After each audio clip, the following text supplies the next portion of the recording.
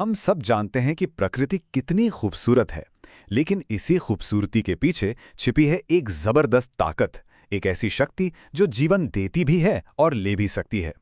इस शक्ति को समझना ही दरअसल सुरक्षा की तरफ पहला कदम है। तो आइए आज प्रकृति की कुछ सबसे विनाशकारी ताकतों को जानें और समझें कि हम उनके सामने महफूज कैसे रह सकते हैं। चलिए, एक सवाल से शुरू करते हैं। जरा सोचिए, ऐसी क्या चीज हो सकती है जो सूरज की सतह से भी ज्यादा गर्म हो? इसका जवाब आपको हैरान कर देगा। इसका जवाब है बिजली। हाँ, बिल्कुल सही सुना। आसमान में जो बिजली कड़कती है ना, उसका तापमान सूरज की सतह से भी ज्यादा हो सकता है। और यह हैरान करने वाला सच हमें सीधे हमारे पहले विषय पर ले जाता है, वायुमंडलीय ताकतें। तो चलिए सबसे पहले बात करते हैं उन ताकतों की जो हमारे सिर के ठीक ऊपर आसमान में बनती हैं और जमीन पर कहर बरपा सकती हैं। तो सबसे पहले समझते हैं कि ये बादल फटना आखिर होता क्या है। देखिए, ये कोई मामूली तेज बारिश नहीं है। जब एक बहुत ही छोटे से इलाके में बहुत ही कम समय के अंदर बेहिसाब बारिश हो जाए, मतलब 100 मिलीमीटर प्रति घंटे से भी ज्यादा की रफ्तार से, तब उसे कहते हैं बादल फटना।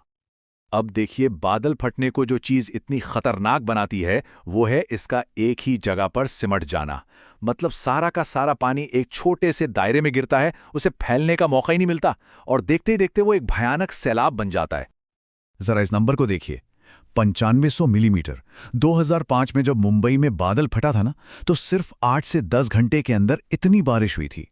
अंदाजा लगाइए, ये लगभग 37 इंच पानी है। इसने पूरे के पूरे शहर को डुबो दिया था। तो यहां एक जरूरी बात समझने वाली है। बादल फटना असल में एक घटना है जो अचानक होती है, तेज होती है और एक छोटे से इलाके में होती है।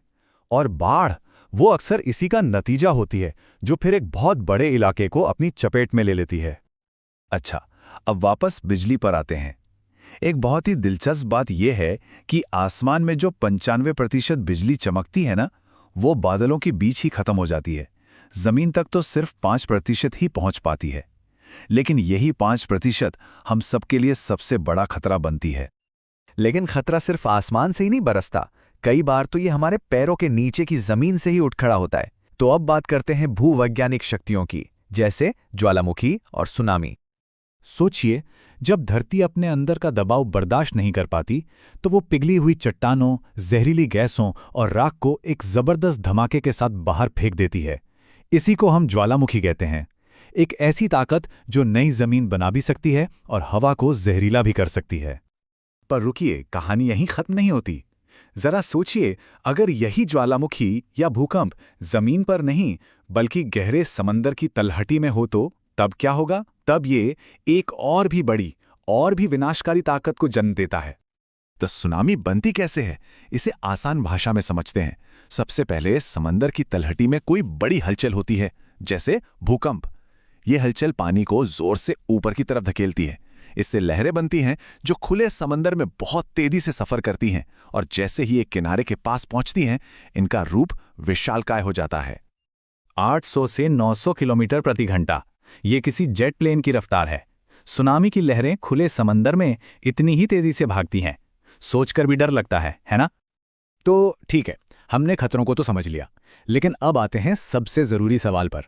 हम खुद को और अपनों को इनसे महफूज कैसे रख सकते हैं? चलिए अब कुछ काम की बातों यानी सुरक्षा उपायों पर नजर डालते हैं। जब आंधी तूफान आए और बिजली कड़के, तो कुछ बातें जान बचा सकती हैं। सबसे आम गलती जो लोग करते हैं वो है पेड़ के नीचे खड़े होना।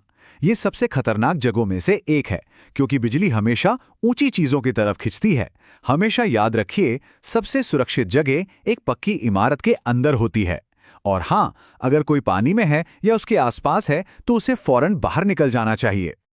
देखिए, बाढ़ से बचने के उपाय सिर्फ हमारी जिम्मेदारी नहीं है, ये सामुदायिक और सरकारी स्तर पर भी किए जाते हैं। जैसे पहाड़ों पर छोटे छोटे बांध बनाना ताकि पानी की रफ्तार कम हो, ज्यादा से ज्यादा जंगल लगाना ताकि जमीन पानी सोख सके। ये वो बड़े कदम हैं जो पूरे के पूरे इलाके को सुरक्षित रखने में मदद करते हैं। और हाँ, ये कुछ बहुत ही सामान्य लेकिन बेहद जरूरी बातें हैं जो हर तरह के तूफान में काम आती हैं। तैयारी सिर्फ अपने घर तक सीमित नहीं होती। घर पर गैस और बिजली बंद करना तो जरूरी है ही, लेकिन साथ ही अपने आस पड़ोस का हाल जानना और जरूरतमंदों को पनाह देना, ये दिखाता है कि मुश्किल समय में सबसे बड़ी सुरक्षा एक दूसरे का साथ ही है। तो इन सब बातों का निचोड़ क्या है? आखिर में सारी जानकारी एक ही बात पर आकर रुकती है। प्रकृति की इन जबरदस्त ताकतों के सामने हमारा सबसे बड़ा कवच, हमारा सबसे बड़ा हथियार, हमारा ज्ञान और हमारी तैयारी ही है। ये जो बात कही गई है वो इस पूरी चर्चा का सार है। हम प्रकृति को काबू में नहीं कर सकते, ये सच है, लेकिन हम उसे समझ तो सकते हैं। हम विज्ञान और टेक्नोलॉजी की मदद से आने वाले खतरे का अंदाजा लगा सकते हैं और सही तैयारी करके होने वाले नुकसान को काफी हद तक कम कर सकते हैं। तो ये सारी बातचीत हमें एक बहुत ही अहम सवाल पे लाके छोड़ देती है। हम इन ताकतों को रोक तो नहीं सकते, पर इनके लिए तैयारी जरूर कर सकते हैं। तो जरा सोचिए, किसी की भी अपनी निजी सुरक्षा योजना का सबसे पहला, सबसे जरूरी कदम क्या होना चाहिए? इस सवाल का जवाब जानना किसी भी आपदा में शायद सबसे अहम साबित हो सकता है।